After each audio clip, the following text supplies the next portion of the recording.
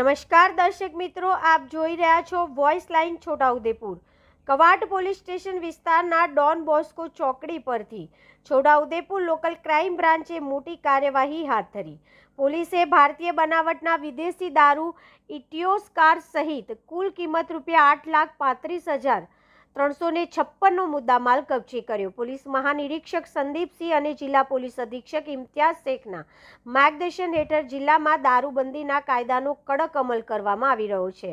તે અનુસંધાને LCB police inspector એમ.એફ. ડામોરના નેતૃત્વમાં સ્ટાફ પેટ્રોલિંગમાં હતો. તે દરમિયાન મળેલી ચોક્કસ બાતમીના આધારે ડોન બોસ્કો ચોકડી પાસે સફેદ રંગની ટોયોટો ઇટિયોસ કારને રોકી તપાસ કરવામાં આવી હતી.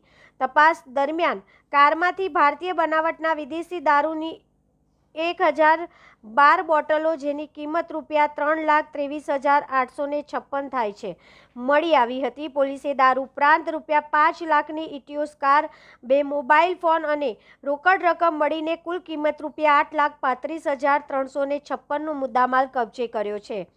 આ કેસમાં પોલીસે મેહુલભાઈ સાદુલભાઈ ચામડ અને જયદીપભાઈ મધુભાઈ ગરણિયાની ધરપકડ કરી છે, જ્યારે દારૂ સપ્લાય કરનાર અને મંગાવનાર સહિત 3 આરોપીઓ હજુ ફરાર છે, જેમની શોધખોળ પોલીસ દ્વારા હાથ ધરવામાં આવી છે. આ અંગે કવાંટ પોલીસ સ્ટેશનમાં ગુનો નોંધવામાં આવ્યો છે અને સમગ્ર મામલે વધુ તપાસ ચાલી રહી છે. આવા જ ઝડપી અને વિશ્વસનીય સ્થાનિક સમાચાર માટે વોઇસ લાઇન છોટાઉદેપુર સાથે જોડાયેલા રહો.